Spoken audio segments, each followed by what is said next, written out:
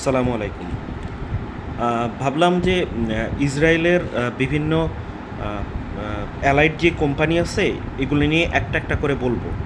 তো আজকে একটা কোম্পানি নিয়ে বলি, যেটা হচ্ছে বাংলাদেশে ওই কোম্পানির প্রোডাক্ট আসে এবং ইন্ডিয়ার মাধ্যমে আসে, আবার হচ্ছে অন্যান্য বিভিন্ন ইম্পোর্টারের মাধ্যমে আসে। এরকম একটা কোম্পানি হচ্ছে লরিয়াল। যদিও আমরা যদি গুগল করি যে লরিয়াল কোন দেশি কোম্পানি, স্বাভাবিকভাবে আসবে ফ্রান্সের নাম। কিন্তু আপনারা হচ্ছে এটার মালিকানা দেখলে দেখবেন যে 37%-এর একটু বেশি হচ্ছে বেটেনকোট ফ্যামিলি। এখন মানে অন্যান্য আরও অংশীদারিত্ব আছে, তার মধ্যে সবচেয়ে বেশি যে পোর্শনটা অ্যাকোয়ার করে সেটা হচ্ছে বেটেনকোট ফ্যামিলি। এরা শুরুতে রোমান ক্যাথলিক ছিল, এখন জুদাইজম ফলো করে। কিন্তু আপনারা ওই বেটেনকোট ফ্যামিলির ইতিহাস দেখলে দেখবেন যে তাদের সন্তান সন্ততি বা পরবর্তী হায়ারার্কিতে যারা এসেছে তাদেরকে হচ্ছে জুইশ এনভায়রনমেন্টে এবং জুইশদের মাধ্যমে বড় করেছে, এবং তারা হচ্ছে জুইশদের সাথেই হচ্ছে ব্যবসা বাণিজ্য পরিচালনা করে। আপনারা আরও একটা মজার কথা দেখবেন, মানে গুগল করতে পারেন আপনারা যে লরিয়াল কি ইসরায়েলকে সাপোর্ট করে কি না। আমি হচ্ছে এটা কমেন্টে বা হচ্ছে এই ভিডিওর থাম্বনেইলে দিয়ে দেব।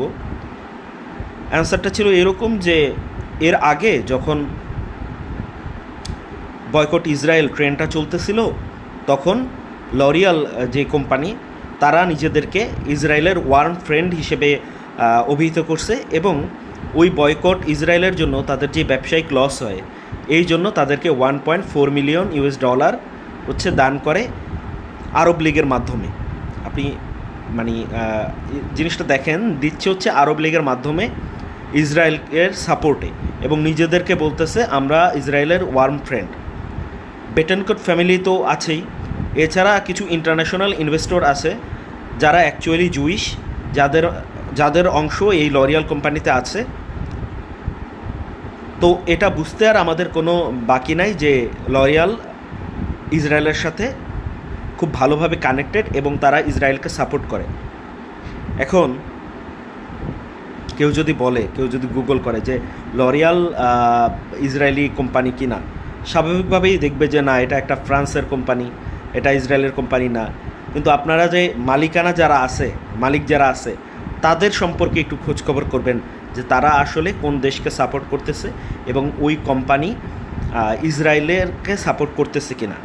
এবং আপনারা এটা শুনে আরও অবাক হবেন যে ইসরায়েল গাজার বা ফিলিস্তিনের যেই অংশ হচ্ছে অকুপাইড করে রাখছে, লরিয়াল প্ল্যান করছে যে ওইখানে লরিয়াল অনেক বড় একটা ইন্ডাস্ট্রি দেবে, লরিয়ালের একটা অনেক বড় ইন্ডাস্ট্রি দেবে।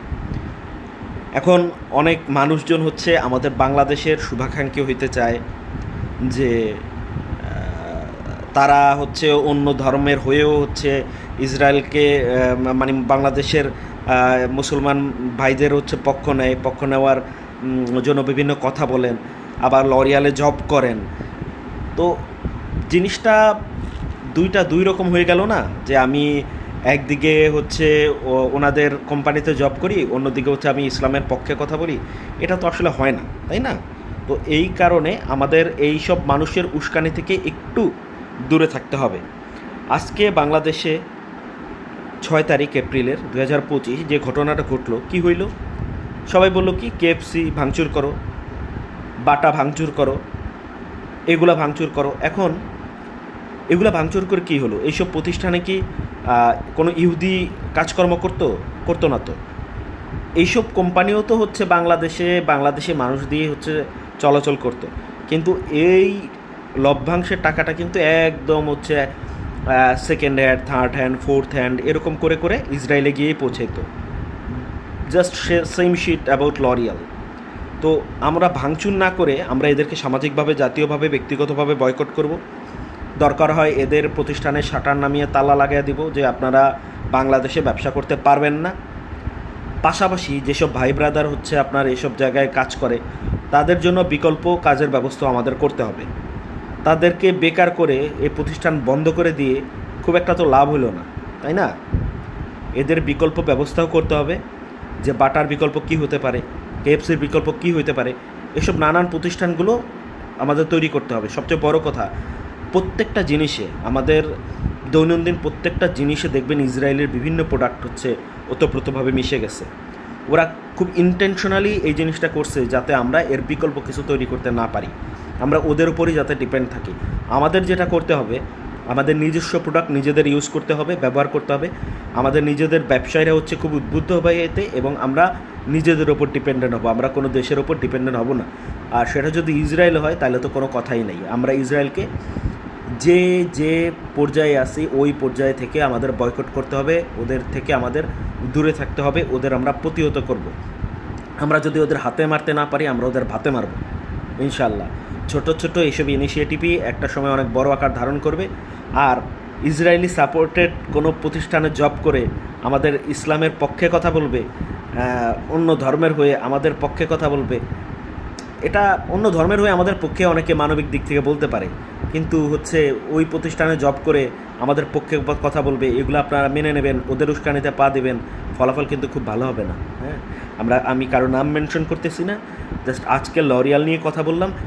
আগামী দিনে হয়তো অন্য আরেকটা কোনো কিছু নিয়ে কথা বলবো, তবে কারো উস্কানিতে পা না দিয়ে, কেউ বললো যে অমুক জায়গা ভাঙচুর করো, আপনারা ভাঙচুর করবেন না, কারণ তারা কেউ এই দেশে বসবাস করে না। যার যে ভিডিও ফুটেজে আপনার ছবি আসবে, কোনো সমস্যা হলে আপনারই ফেস করতে হবে।